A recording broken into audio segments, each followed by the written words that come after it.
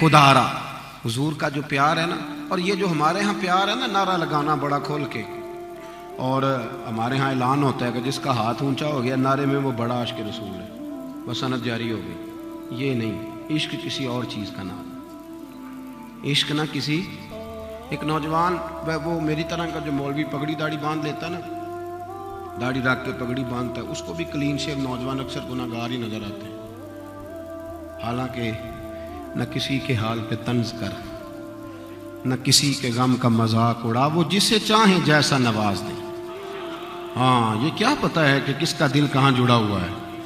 نوجوانوں کو نہیں چھوڑنا چاہیے یہ سنت کو، انہیں مضبوطی سے تھامنا چاہیے، پر رکھ کے ڈرنا چاہیے، رکھ کے بھی ڈرنا چاہیے. یہ ہمارا مزاج ہوتا ہے نا. کئی دفعہ لوگ سمجھتے ہیں کہ شاید عشق جو ہے وہ جس نے پگڑی باندھیا اس نے چھپا لیا پگڑی کے نیچے اور داڑھی کے اندر. یہ بھی ہمارا مزاج ہوتا ہے. ایسا نہ کرے، یہ تو عطا ہے، وہ جس کو چاہیں دے دے. میں صحیح کہہ رہا ہوں، جس کو چاہیں. میں نے جمعہ پڑھایا، عظمت مدینہ پہ تقریر کری. کچھ تقریریں کر کے بندے کو خود بھی بڑا مزہ آتا ہے، مجھے بھی بڑا سرور آیا. ہماری مسجد کی بیسمنٹ ہے. ایک نوجوان بالکل کلین شیو، سادہ آدمی، کہنے لگا پیر صاحب ایک ضروری بات کرنی ہے. اور اس کے چہرے میں نا تاثرات اس طرح کے تھے کہ میں نے کہا کہ پتہ نہیں کیا پریشانی ہے. کہنے لگا ذرا سنے. میں نیچے بیسمنٹ میں لے گیا، میں نے کہا بیٹے کہیے. وہ رو پڑا اور اس طرح رویا کہ اس کی ہچکیاں بند گئیں. اور وہ بات کرتا نا، کبھی دکھ بڑا گہرا ہوتا ہے تو بندے کے لفظ ساتھ نہیں دیتے، تڑپ اٹھا. میں نے کہا یار آپ بتائیں، میرے لائق جو حکم ہوگا میں کروں گا. تو کھول کے رویا. کہنے لگا حضرت صاحب یہ دسو قرضہ چوک کے عمرہ کرنا جائز ہے؟ اب نہیں مجھ سے رہا جاتا. حضور میں مقروض آدمی ہوں، غریب ہوں، تنگ دست ہوں، مجبور ہوں، لیکن لوگ مدینے جاتے ہیں تو میری بس ہو گئی. بڑا روتا ہوں، مجھے بتاؤ قرضے سے عمرہ ہو. میں نے کہا یار جب اتنا درد ہونا تو ویسے ہی وہ بلا لیا کر دے، ویسے ہی کرم ہو جاتا. اس پہ کرم ہو گیا، اللہ نے کو ذریعہ بنایا، وہ چلا گیا، وہ ہو آیا. وہ کب کی بات تھی، وہ کب سے ہو آیا. آپ یقین کریں کئی دفعہ بڑی تقریروں سے وہ کیفیت طاری نہیں ہوتی جو کسی بندے کی ملاقات سے ہو جاتی ہے. میں اسے مل کے آیا تو ساری رات میں بھی روتا رہا. میں نے کہا یار کمال نہیں ہو گئی. کیا اس کا نظریہ ہے، کیا اس کا ذوق ہے. کہاں بیٹھ کے یہ شخص دیکھو نا یار.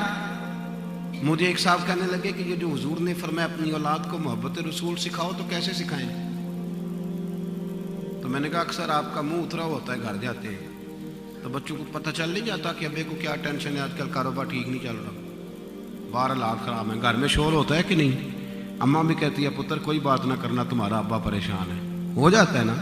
تو میں نے کہا میری سمجھ میں تو یہ آیا ہے کہ کبھی کبھی ابا رضائی میں رونے لگے اور جب اس کی ہچکیاں بن جائیں تو بچے پوچھیں کہ اماں جی ابا جی کو کیا ہے، تو اماں کے پتر چپ کرو تمہارے والی بات نہیں، اماں بتائیں تو صحیح. تو پھر اماں کہے پتر تمہارے والد کو نا مصطفیٰ کا مدینہ یاد آ.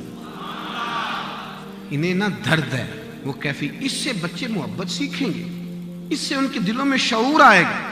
انہیں پتہ چلے کہ ہم نے نا یار کبھی تیرا میرا بچہ ضد کرے، وہ ضد کرے کہ نہیں جیسے مرضی کرے، میں نے میلاد کے دن لائٹیں لگوانی ہیں، وہ ضد کرے، اسے پتا ہو کہ یہ بڑا قیمتی کام ہے. یہ والی ضد جب وہ کرے تو پھر اس پر شفقت کا دروازہ کھول دے کہ یار یہ تو تیری ضد بڑی مزیدار ہے، یہ تو روز کیا کر، اس کا تو مزہ ہے. نبی کریم کا ادب، حضور کا پیار، صحابہ کرام کی غلامی، اہل بیت نبوت کا احترام، ان لوگوں کے ساتھ مضبوطی. درود و سلام پڑھنا تو ذرا ذائقہ لے لے کے پڑھنا، ذرا مزے کے ساتھ. یار آپ درود تاج سنتے ہیں کبھی؟ ایک دفعہ میرے کہنے پہ بھی سننا. آج آپ یقین کریں کہ وہ درود شریف ایسا ہے کہ چسکا لے لے کے پڑھنے کو دل کرتا ہے. جی صاحب التاج والمیراج والبراق والعلم. اور دیکھیں جب حضور کا نام اسمہ مقدس معطر مطہر منور فی البیت، آپ اس کا مزہ تو لینا. کبھی ہم نہ خالی پڑھ کے گزر جاتے ہیں. کچھ لوگوں کو شکوہ بھی ہوتا ہے، ختم شریف تھا تو آپ کو پتہ ہے نا ہمارے لوگ کئی دفعہ نہیں خیال کرتے. وہ لوگ کہہ رہے ہوتے ہیں کہ ان مولویوں نے قابو آئے ہیں تو انہیں پتہ نہیں کڑے لے جان چھڑن گے. نہیں خیال کرتے. کرنا چاہیے، کسی نے ڈیوٹی پہ جانا ہے. کل شریف پہ اکثر لوگ اس طرح کرتے. تو میرے ساتھ ایک دوست بیٹھے تھے تو ایک صاحب نے نا، وہ گھر والے کہہ رہے ہیں کہ جلدی کریں، انہوں نے خیر سے درود تاج شروع کر دیا. وہ کر دیا تو اب کوئی روک بھی نہیں نہ سکتا, مسئلہ بن جاتا ہے. تو ساتھ والے میرے صاحب کہنے لگے کہ حضرت صاحب اس کو سمجھائیں, چلے کوئی چھوٹا پڑھ لیتا, درود تاج ہی شروع کر لیا. تو میں نے کہا اب اس طرح کرو, اب اس نے شروع تو کر ہی لیا ہے تو اب اعتراض کرنے کی بجائے مزہ نہ لینا شروع کر دیں تاکہ ہمیں بھی اجر ملے, ہمیں بھی سکون ملے, اس کا مزہ لیں. سرکار کی جو شانیں ہیں, حضور کی جو صفتیں ہیں, نبی پاک کے جو کمالات ہیں. دیکھو جب ایمرجنسی ہوتی ہے نا تو اس میں آداب نہیں یاد رہتے.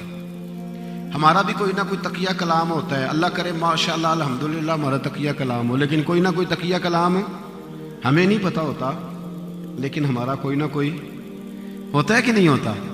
کوئی نہ کوئی تقیہ کلام ہمارا. صحابہ کا ایک مشترکہ تقیہ کلام کیا تھا بھلا؟ فدا کا ابی و امی یا رسول اللہ, یا رسول اللہ میری ماں بھی قربان ہو, میرا باپ بھی قربان. یہ تقیہ کلام تھا. فدا کا روحی و قلبی یا رسول اللہ, حضور میرا دل بھی قربان, میری روح بھی قربان. یہ جب ایمرجنسی ہوتی ہے تو اس میں القاب یاد نہیں رہتے. میرے جو کپڑے کو پیچھے آگ لگ گئی کرتے کو, تو میرے ایک مرید ہیں, انہوں نے کہا جناب مفکر ملت, شیخ طریقت, آفتاب علم و فضل, فلاں فلاں, اتنی دیر میں آگ یہاں تک پہنچ گئی. تو اب اس کو کہا جائے گا پاگل سیدھا کہے کہ مولانا آگ لگ گئی, اور پیر صاحب آگ لگی آپ کے کپڑوں کو. میری بات کی سمجھ آ رہی ہے؟ ایمرجنسی میں ہلکا بات نہیں لینی چاہیے, سیدھی سیدھی بات کریں کہ صاحب وہ آگ آگ آگ, کپڑے بچائیے, یہی کہنا چاہیے نا. غار ثور کے اندر جناب صدیق اکبر, ان کے پیر کو نہ ڈنگ مارا ہے سانپ نے. سچی بات بتانا, سچی. اگر سانپ آ جائے تو میرا خیال ہے کہ محفل کیا, جلسہ کیا, کوئی شے نہیں یاد رہے گی. درم برم ہو جاتا, وہ سانپ سانپ سانپ, اور بڑے بڑے سیانے بندے کانپنے لگتے. سانپ جو آ گیا وہ ڈنگ مار رہا ہے. جناب صدیق اکبر کو اتنی تکلیف ہوئی کہ آنسو نکل آئے. حضور نے پوچھا ابو بکر کیا ہوا؟ یہ نہیں کہا سانپ سانپ سانپ, یہ نہیں فرمایا. عرض کرنے لگے فدا کا ابی و امی یا رسول اللہ, سونے میری اماں قربان, میرا ابا قربان, فدا کا ابی و روحی یا رسول اللہ, حضور میرا دل قربان, میری جان. حضور نے فرمایا بول تو صحیح, ہوا کہ حضور کچھ بھی نہیں, وہ ذرا سانپ نے ڈس لیا ہے. اتنی ایمرجنسی میں وہ لوگ نہیں بھولتے, اتنی پریشانی میں بھی نبی پاک کے آداب بھولتے, ایک منٹ کے لیے انہیں فرق نہیں. اور ایسی باتیں جن کا حضور نے حکم بھی نہیں دیا. ایک صحابی تھے حضرت اسلح بن شریک نام تھا, بس بات سمیٹنے لگا. حضرت اسلح بن شریک کی ڈیوٹی تھی نبی پاک کے گھوڑے پہ کجاوا باندھنے کی. کجاوا باندھتے تھے. ایک دن نبی پاک صلی اللہ علیہ وسلم, اور پھر حضور سے پوچھ لیتے تھے سفر کب کرنا ہے. ایک دن سرکار نے فرمایا صبح صبح جاؤں گا. تو صبح نماز پڑھی تو گھوڑا تیار تھا, کجاوا وغیرہ لگامیں گھوڑے کو لگی ہوئی تھی. سرکار بیٹھے تشریف لے گئے. واپس آئے, حضور نے بلا لیا. حضرت اسلح بن شریک حاضر ہوئے. غلامی سارے کرتے ہیں, پر غلامی اس کی مزیدار جس کی قبول ہو جائے. دیکھو قبولیت. حضور نے فرمایا ادھر آؤ نا. حاضر ہوئے تو نبی کریم نے فرمایا آج گھوڑے پہ کجاوا تم نے نہیں باندھا. رو پڑے, کہنے لگے حضور میں قربان جاؤں, آپ کو پتہ ہے یہ میرے نہیں باندھا. اتنا خیال فرماتے ہو, اتنا کرم. فرمایا تیرا سٹائل تو اب مجھے پتہ ہے نا, تو نے نہیں باندھا. عرض کی یا رسول اللہ سنے, حضور میری گزارش سنے. فرمایا کہو. عرض کی حضور صبح میں اٹھا تھا نا تو میرے اوپر غسل فرض تھا. یا رسول اللہ صلی اللہ علیہ وسلم اگر میں غسل کرتا, موسم ٹھنڈا تھا, یا بیمار ہو جاتا, اور پھر حضور اگر غسل کرتا تو آپ کا حکم ماننے میں دیر ہو جاتی, تو یا رسول اللہ یہ میں گوارا نہیں کرتا کہ میں نے غسل کرنا ہو اور اسی ناپاکی کی حالت میں آپ کے گھوڑے کو ہاتھ لگاؤں اور گھوڑے کے کجاوے کو ہاتھ لگاؤں. اے عشق تیرے صدقے. یعنی آپ اندازہ کریں کہ اس ادب کا کہیں حکم نہیں ہے کہ تم گھوڑے کو بھی غسل کر کے وضو کر کے ہاتھ لگاؤ. پر صحابی کا کہتے حضور آپ کے گھوڑے کے کجاوے کو بھی میں نے کبھی بغیر غسلے, تو حضور پھر میں نے کسی اور کی ڈیوٹی لگائی. آج انہوں نے باندھا ہے. میرے رسول کریم صلی اللہ علیہ وسلم نے فرمایا تیرا باندھنا ہمیں ذرا بھلا لگتا ہے. دوستو آداب, پیار, محبت, وارفتگی.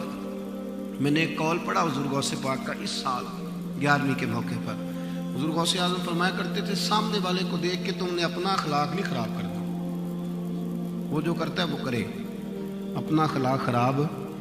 لوگ آپ کو بڑے بڑے مشورے دیں گے کہ چھوڑو یار آپ تعلیم پہ عمل کرو, لیکن انہیں بتاؤ کہ جب تک پیار نہیں ہوتا عمل کا بھی مزہ نہیں آتا، جب تک وارفتگی نہیں ہوتی تب تک معاملات آگے چلتے نہیں. اس لیے محبت کریں. اس کا طریقہ یہ ہے کہ درود و سلام کھول کے پڑھیں.